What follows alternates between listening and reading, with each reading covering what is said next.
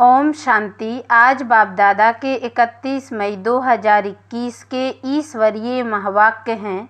मीठे बच्चे, यह दुनिया कब्रिस्तान होने वाली है, इसलिए इससे दिल नहीं लगाओ। परिस्तान को याद करो। प्रश्न: तुम गरीब बच्चों जैसा खुश नसीब दुनिया में कोई भी नहीं। क्यों? उत्तर: क्योंकि तुम गरीब बच्चे ही डायरेक्ट उस बाप के बने हो जिससे सद्गति का वर्षा मिलता है। गरीब बच्चे ही पढ़ते हैं। साहूकार यदि थोड़ा पढ़ेंगे भी तो उन्हें बाप की याद मुश्किल से रहेगी। तुम्हें तो अंत में बाप के सिवाय और कुछ भी याद नहीं आएगा, इसलिए तुम सबसे खुश नसीब हो।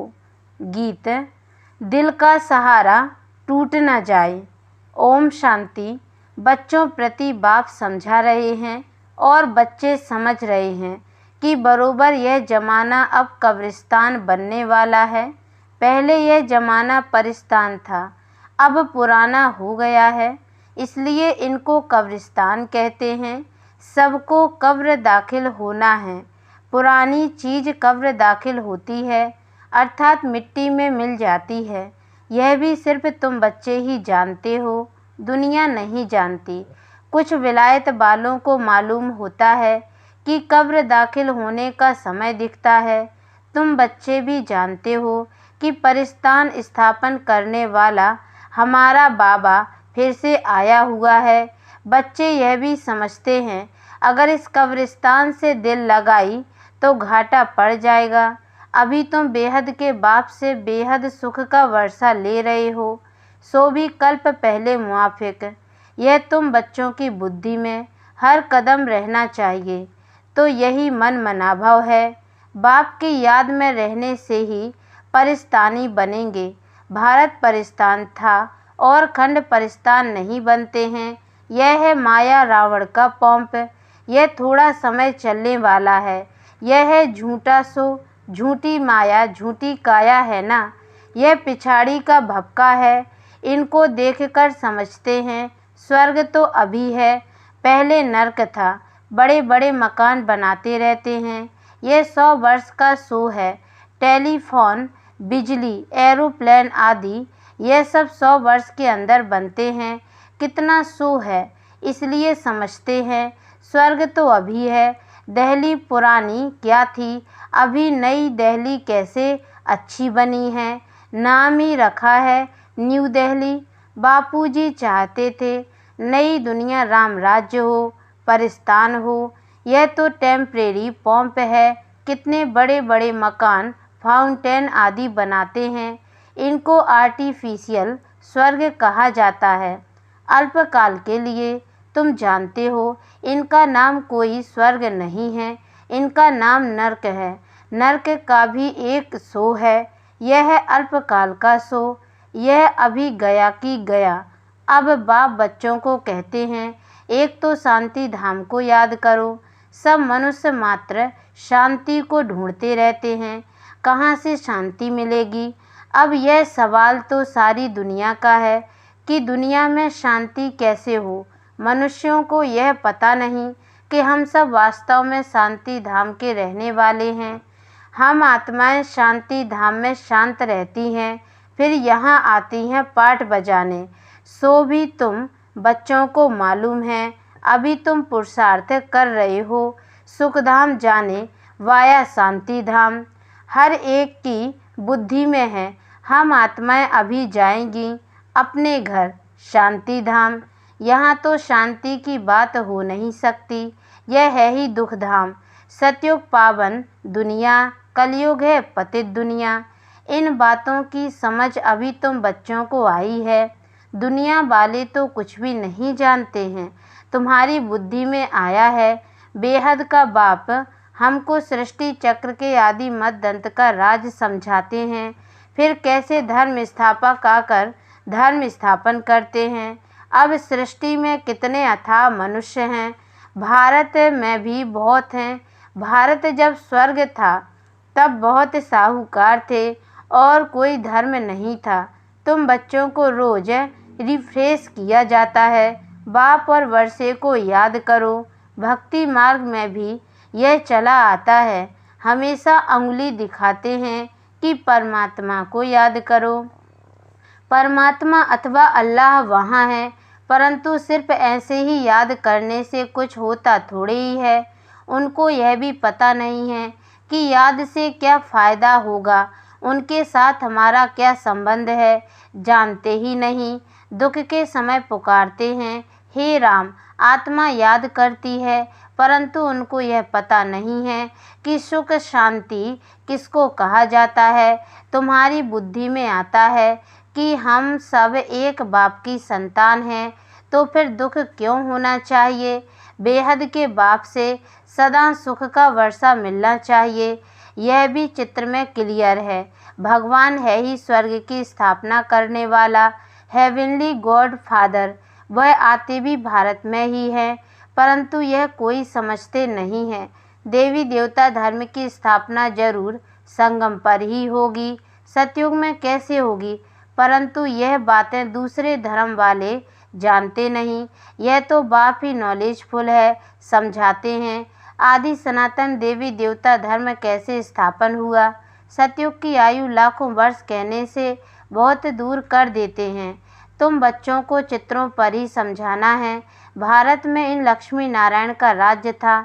इन्होंने कैसे कब यह राज्य पाया यह नहीं जानते, सिर्फ कहते हैं यह सतयुग के मालिक थे। उनके आगे जाकर भीख मांगते हैं तो अल्पकाल के लिए कुछ ना कुछ मिल जाता है। कोई दान पुण्य करते हैं, उनको भी अल्पकाल के लिए फल मिल जाता है। गरीब पंचायत के मुखी को भी इतनी ही खुशी रहती है जितनी साहूकार मुखी को। गरीब भी अपने को सुखी समझते हैं। बॉम्बे में देखो गरीब लोग कैसे कैसे स्थानों पर रहते हैं। तुम बच्चे अभी समझते हो भल करोड़पति हैं, परंतु कितने दुखी हैं। तुम कहेंगे हमारे जैसा खुशनसीब और कोई नहीं। हम डायरेक्ट बाप के बने हैं, जिससे सद्गति का वर्षा मिलता है। बड़े बड़े आदमी कभी भी ऊंच पद पा ना सके। जो गरीब हैं वह साहूकार बन जाते हैं। पढ़ते तुम हो, वह तो अनपढ़ हैं। करके थोड़ा पढ़ेंगे भी तो भी बाप की याद में रह नहीं सकते। अंत में तुमको सिवाय बाप के और कुछ भी याद नहीं रहना है। जानते हो यह सब कब्रिस्तान होना है, बुद्धि में रहना चाहिए। यह जो हम धंधा आदि करते हैं थोड़े समय के लिए हैं। धनवान लोग धर्मशालाएं आदि बनाते हैं, वह कोई धंधे के लिए नहीं बनाते हैं। जहाँ तीर्थ है वहाँ धर्मशालाएं नहीं हो तो कहाँ रहें। इसलिए साहूकार लोग धर्मशालाएं बनाते हैं, ऐसे नहीं कि व्यापारी लोग आकर व्यापार करें। धर्मशाला तीर्थ स्थानों पर बनाई जाती है। अब तुम्हारा सेंटर बड़े से बड़ा तीर्थ है। तुम्हारे सेंटर्स जहाँ जहाँ हैं वे बड़े से बड़े तीर्थ हैं, जहाँ से मनुष्य को सुख शांति मिलती है। तुम्हारी यह गीता पाठशाला बड़ी है, यह सोर्स ऑफ इनकम है। इससे तुम्हारी बहुत आमदनी होती है। तुम बच्चों के लिए यह भी धर्मशाला है, बड़े से बड़ा तीर्थ है। तुम बेहद के बाप से बेहद का वर्षा लेते हो। इस जैसा बड़े से बड़ा तीर्थ कोई होता नहीं। उन तीर्थों पर जाने से तो तुमको कुछ भी मिलता नहीं, यह भी तुम समझते हो। भक्त लोग बड़े प्रेम से मंदिर आदि में चरणामृत लेते हैं, समझते हैं उनसे हमारा हृदय पवित्र हो जाएगा, परंतु वह तो पानी है। यहाँ तो बाप कहते हैं मुझे याद करो तो वर्षा मिलेगा। अभी बेहद के बाप से तुमको अविनाशी ज्ञान रत्नों का खजाना मिलता है। अक्सर करके शंकर के पास जाते हैं, समझते हैं अमरनाथ ने पार्वती को कथा सुनाई, तब कहते हैं भर दे झोली। तुम अविनाशी ज्ञान रत्नों से झोली भरते हो, बाकी अमरनाथ कोई एक को थोड़ी बैठकर कथा सुनाएगा। जरूर बहुत होंगे और वह भी मृत्यु लोक में ही होंगे। सूक्ष्म वतन में तो कथा सुनाने की दरकार ही नहीं। अनेक तीर्थ बनाए हैं, साधु संत महात्मा आदि ढेर जाते हैं। अमरनाथ पर लाखों आदमी जाते हैं। कुंभ के मेले पर गंगा स्नान करने सबसे जास्ती जाते हैं, समझते हैं हम पावन बनेंगे। वास्तव में कुंभ का मेला यह है, वह मेले तो जन्म जन्मांतर करते आए, परंतु बाप कहते हैं इससे वापस अपने घर कोई भी जा नहीं सकते, क्योंकि जब आत्मा पवित्र बने तब जा सके, परंतु अपवित्र होने के कारण सबके पंख टूटे हुए हैं। आत्मा को पंख मिले हैं। योग में रहने से आत्मा सबसे तीखी उड़ती है। कोई का हिसाब किताब लंदन में है, अमेरिका में होगा तो झट उड़ेंगे, वहाँ सेकंड में पहुँच जाते हैं। लेकिन मुक्ति धाम में तो जब कर्मातीत हों तब जा सके, तब तक यहाँ ही जन्म मरण में आते हैं।